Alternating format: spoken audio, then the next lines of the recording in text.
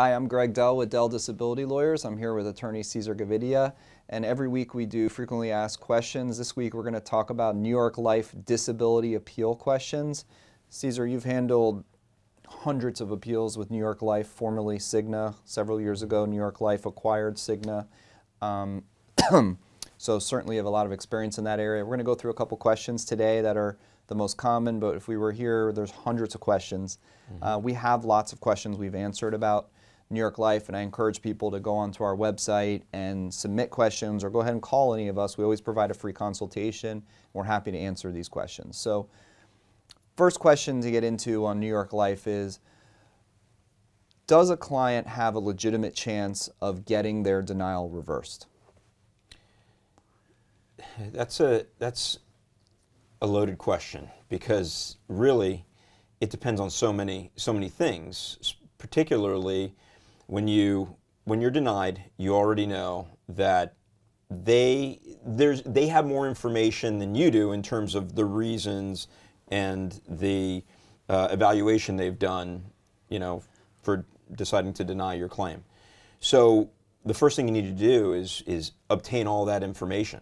That's why you go and you request their administrative file, their claim file. So you could review everything that they've looked at to determine, why they denied the claim. What reports did they use? Did they consult any medical consultants? Did they receive some piece of information from one of your treatment providers? Because that's a very common reason. They get to someone's doctors or a nurse at the doctor's office and they say, oh sure, they can go work in a sedentary occupation, or yeah, we don't have any restrictions on them or limitations that we see that would prevent them from going back to work. So it's important, even though they should be describing in their denial letter all the reasons, you have to really get into all the minutia, and you have to think critically in terms of all the information that you gather from them. But that really, in terms of how you address that and what comes after through the appeal process, is what dictates what your chances are going to be, whether you're going to be successful or not, because it all really depends on how strong that appeal is. Now, you could submit the strongest appeal in the world and they could still decide that they're not going to overturn the decision. They can go and hire, some doctor who's going to basically make a decision that they feel is going to be consistent with what they think New York Life wants them to do or wants them to decide. And those are the things that sometimes are outside of your control. But there's some situations with insurance companies where claimants feel very defeated, intimidated by a multi-billion-dollar entity to say, it's not even worth my time, I shouldn't file an appeal.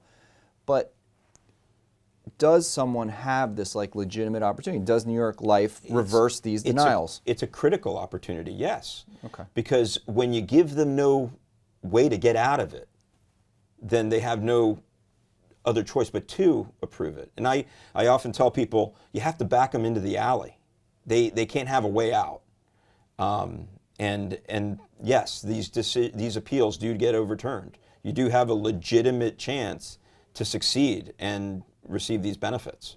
It's interesting because I was asking you a more simple question, and it's the interesting dynamic to see how focused you are on doing it the right way, as opposed to just telling someone, yeah, you can definitely win this, but you are so trained in your thought process to be like, yeah, you can win it, but if you don't do it the right way, you don't have a shot in hell. Right. Is basically what you're saying. But I love for people to be encouraged to say, yeah, you can win this thing, do it the right way.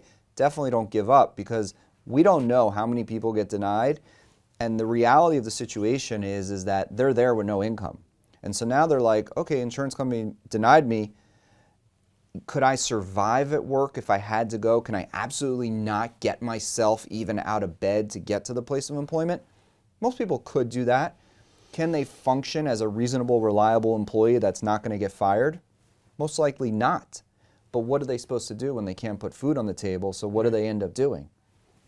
Many people go back to work, they give up because they think, this is a big insurance company, I'm never going to win my appeal. Or if they go back to work, then they can't appeal. So the question is can they return to work and appeal their denial? They can. I mean, there's still that period of time that they weren't able to work, that their sickness or their injury prevented them from being able to go back to their job, to their career, or their occupation. So the answer is absolutely. They could certainly still appeal that decision. Well, that would be a limited benefit period. But could someone say to you, Cesar, I really can't work, but I'm forced to go back for income. They never paid me.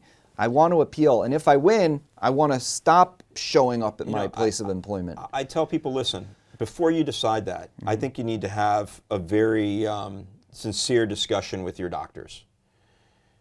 If they feel that and they're comfortable with you going back and trying to work, then look, I'm not here to tell you this is what you need to do. You need to definitely go out on disability. I tell you, you do what you and your doctors feel is the right thing for you and your family. If you go back and you find that you are unable to continue to work or to work effectively, then there's always the possibility that you'd have to go back out on disability or to reconsider this appeal process. But you have a finite period of time. So it may be that that the appeal gets abandoned and then you have to go back out months later. I mean, these things are fluid and every case is different and unique. So I've seen people who've returned to work because under those circumstances they had really no choice. The insurance companies now bullied them into a situation where it's either I go back and I really make see where I stand here. Am I able to work regardless of the quality of work I do? I just need to get money or to put food on the table for my family. And sometimes they're able to do that successfully, but oftentimes they're not. And they're right back where I'd left them, unfortunately. And it's an extensive process to put together an appropriate appeal, one that can take months, although certainly if you had to do one in days, you could do it, but the quality of the appeal is going to depend on the amount of time you have and how many things you put into that appeal. And we've done other videos where we talk about how to file a New York Life disability appeal and strategies to take, and we have done lots of resolved case summaries of the hundreds of cases we've resolved against New York Life and provide tips and things like that in those videos. But timing-wise, someone's sitting there going, look, Cesar, I know you're going to do an appeal. It might take you 90 to 180 days to do it the right way. How much longer after that do I have to wait before I'll get a decision? Well, the insurance company has a 45-day window or period to make a decision on that appeal. And they can extend that period up to an additional 45 days. So you're looking at potentially another 90 days, just this window in which they're deciding whether they're going to overturn the decision. So what are they doing during that period of time? Well, oftentimes it's not even anything that you've brought on why they're seeking this extension. They've gone out to a medical doctor to review your file. That doctor hasn't responded and provided their report. They're not telling you that it's because of the delay of some person they've hired or some review that they haven't done or because they've been sitting on your file. They just tell you, we needed another 45 days. I like to sometimes bring that out when they ask for that and say, well, why do you need it? What are you waiting on? When did you provide this to your medical doctor? We gave you all the records with the appeal we submitted. How is that reasonable that you're only now 40 days into this appeal review process providing these records to your so-called independent medical consultant? So, how does once you submit your appeal, you send extensive information. The New York Life has a disability claims specialist who's different than the person who reviewed the underlying claim. Usually the process works is that a New York Life claims person is going to either review with their own doctors, their own nurse, or they're going to hire an outside doctor to review and analyze all the additional medical support that you've provided. And then this claims person is going to get back this information, right? How is the claims person supposed to determine at that point in time, because not usually, but if they get back an opinion from the doctor they hired that says, yeah, I agree with everything that that the treating doctors are saying, then it's over. But more often than not, they get an opinion back from the doctor that says, I disagree with a treating doctor. Now you have this human being who works for the company, New York Life, but supposed to be a fiduciary to the plan participants, which is the claimant. So how is that claim person supposed to make a determination as to whether to believe the doctor that he or she hired or the multiple evidence that's been submitted on behalf of the claimant? Yeah, I mean, I don't know. I just find it difficult to wrap my mind around that the appeal specialist sitting there with some ethical conflict of what do I do? I mean, look at all the mountain of evidence that I've been submitted versus, what this doctor's saying. I'm imagining this appeal specialist with probably hundreds of appeals on their desk, and they're just taking the opinion of their medical doctor and saying, well, this is what what our person's saying. I'm going to submit this back to the claimant. If their doctors want to respond to it, we'll give them an opportunity to respond. So we often get these letters with an attachment, a peer review report or a medical report, and they say, you have 13 days to respond to this report. And I think what they do with that is that they basically give it back to the doctor once you've responded to it or your doctor's responded to it, which really is what you want to do, is have your doctor hopefully address that report.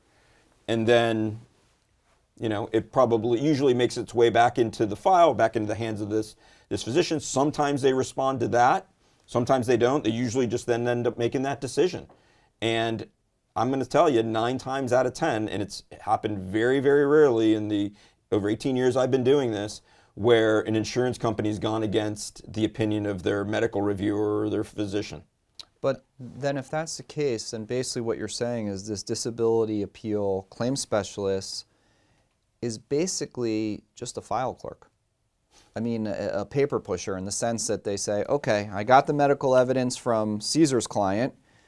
I went out and got my medical review, and the reason I say they're just a file clerk is they're saying I had to organize all the documentation to get it out to that doctor. But if that doctor comes back and says no restrictions, it's over. I don't think that there's any real critical analysis that they're doing. I don't know why why they wouldn't be able to do it. Probably because they've got, like I said, hundreds of these in front of them. So how are they going to critically analyze each one of these opinions and reports? But that's a physical case capacity question you're dealing with. But these people, we're lucky if they even have college degrees. How is that disability appeal specialist even qualified to weigh the evidence of someone they hired versus the evidence of the treating doctors? Well, and that's why I wish we could depose some of these people in these ERISA cases, because I'd like to ask them exactly that pointed question. How are you capable of making this decision? Who made the decision? They tell you right there that they made the decision. Right? That what did you do? What did you use? Everything in the file, the medical reports, so then you start getting into all that information. But I think that in most cases, they end up just relying on these experts or consultants that they hire because they really don't have the training or the basis to make an independent decision. They really don't. I mean, I've had situations with disability insurance appeal specialists who they've said, really sorry about this. I mean, you could almost hear, and they're human beings. I mean, the humanity in there, there was no way I couldn't do this. I had to do this in line with the opinions we got. Yeah, but it's nonsense because if you're a human being and you supposedly have the authority, and they'll always say in deposition, like you said, that I'm the one who made the decision. I'm the disability appeal specialist. It's my decision. Maybe I had to ask a supervisor, but it wasn't the doctor's decision. It was my decision. Right. But it's not true. It's not true. And that's sad. But people need to realize that's why when we submit appeals, we're thinking about how this is going to look in court. Right. We're trying to win, but we're anticipating that the insurance company is just going to push the papers around, rely on what their doctor says, and then we have to have our evidence outweigh their evidence. Because when a judge gets the file, if you lose the appeal, the judge is going to say, I'm qualified to look at this evidence and make a determination as to who's right, who's wrong. It's never, what did Jane Doe appeal specialist do? It's always, what did New York Life do? Right. What did that entity do? Well, these are some good questions about New York Life disability appeals, and there's tons more that can be answered. The best thing for someone who really needs additional information is to search our website for questions that we've answered already. Call you, call me, call any of our lawyers, no matter where you live in the country. We're available to provide you an immediate phone consultation, and we look forward to the opportunity to help you with your New York Life disability claim.